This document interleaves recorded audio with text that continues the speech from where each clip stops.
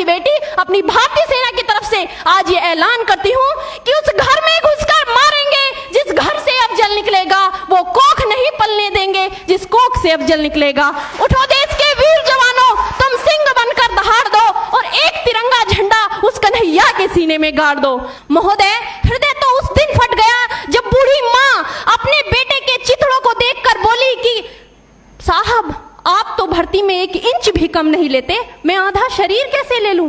महोदय, आज इन मानवाधिकारों के कारण इन आतंकियों के बंगलों की आकाओं की नाकफनी हंसती है और शहीद हुए हमारे जवानों के आंगन की तुलसी रोती है। जब एक शहीद हुए जवान की विधवा की वेदना चीख चीख कर ये कहती है कि प्यार भी भरपूर गया, मांग का सिंदूर गया, नन्हे नौनिहालों की लंगोटियां चली गई, छोटी छोटी बेटियों की चोटियां चली गई और आपके लिए तो एक आदमी मरा है साहब, मेरे घर की तो रोटियां ही चली गई। देश मेरा जल रहा है, आग लगी है सीने में, हुक्मरां सब व्यस्त हैं खून गरीब का पीने में, तो राम मंदिर या बाबरी का पक्ष नहीं मैं लाई हूं, घायल भारत चीख रहा है, चीख सुनाने आई हूं।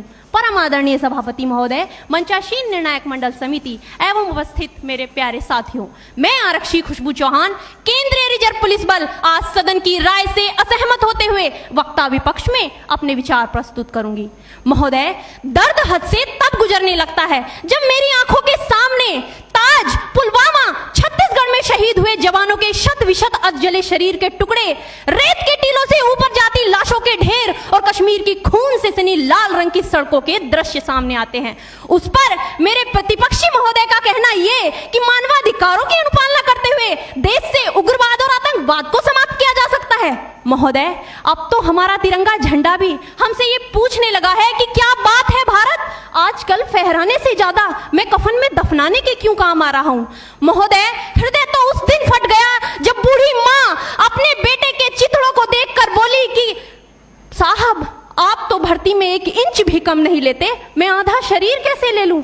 महोदय, आज इन मानवाधिकारों के कारण इन आतंकियों के बंगलों की आकाओं की नाकफनी हंसती है और शहीद हुए हमारे जवानों के आंगन की तुलसी रोती है। जब एक शहीद हुए जवान की विधवा की वेदना चीख चीख कर ये कहती है कि प्यार भी भरपूर गया, मांग का सिंदूर गया, नन्हे नौनिहालों की लंगोटियां चली गई, छोटी छोटी बेटियों की चोटियां चली गई और आपके लिए तो एक आदमी मरा है साहब, मेरे घर की तो रोटियां ही चली गई। महोदय, किसी भी युद्ध को जीतने के लिए पहल करना सबसे ज्यादा आवश्यक है, क्योंकि इतिहास गवाह है कि पहल करके बड़े बड़े युद्धों के परिणाम बदल दिए गए हैं। परंतु आज मानवाधिकारों के कारण हमारे देश के जवान इस कदर बंधे हुए हैं कि अपनी ड्यूटी पर खड़े होकर भी वो आज पहल करने से डरते हैं, क्योंकि महोदय, भविष्य में उन्हें कटघरे में खड़े होने का डर सता रहा होता है। वो ये जानते हैं कि चाहे एक उग्रवादी की राइफल से निकलने वाली गोली को ये तय करना पड़े या ना पड़े कि वो किसे लगेगी, लेकिन हमारी राइफल से निकलने वाली हर गोली को ये निर्णय लेना पड़ता है कि चाहे वो किसी निर्दोष को लगे, दोषी को लगे या ना लगे, परंतु किसी निर्दोष को नहीं लगनी चाहिए। यदि ऐसा हुआ तो ना तो ये समाज हमें छोड़ेगा, ना ही तिल का ताड़ बनाने वाली ये मीडिया हमें छोड़ेगी। और महोदय, मानवाधिकार के तले किसी जवान को दबाकर युद्ध के मैदान में छोड़ देना कोई वीरता नहीं, एक आत्महत्या है।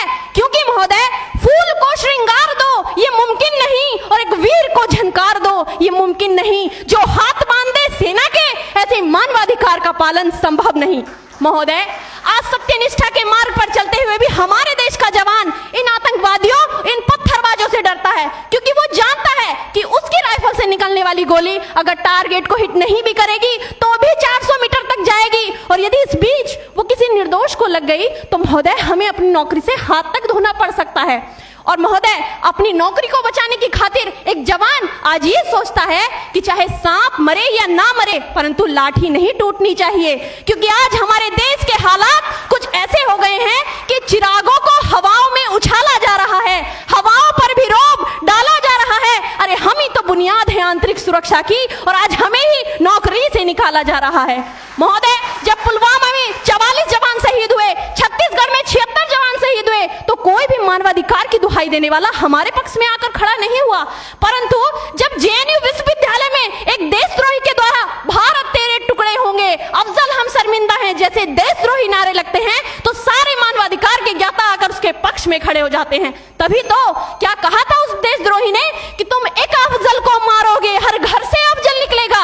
तो मैं भारत की बेटी अपनी भारतीय सेना की तरफ से आज ये ऐलान करती हूँ कि उस घर में घुसकर मारेंगे जिस घर से अफजल निकलेगा, वो कोख नहीं पलने देंगे जिस कोख से अफजल निकलेगा।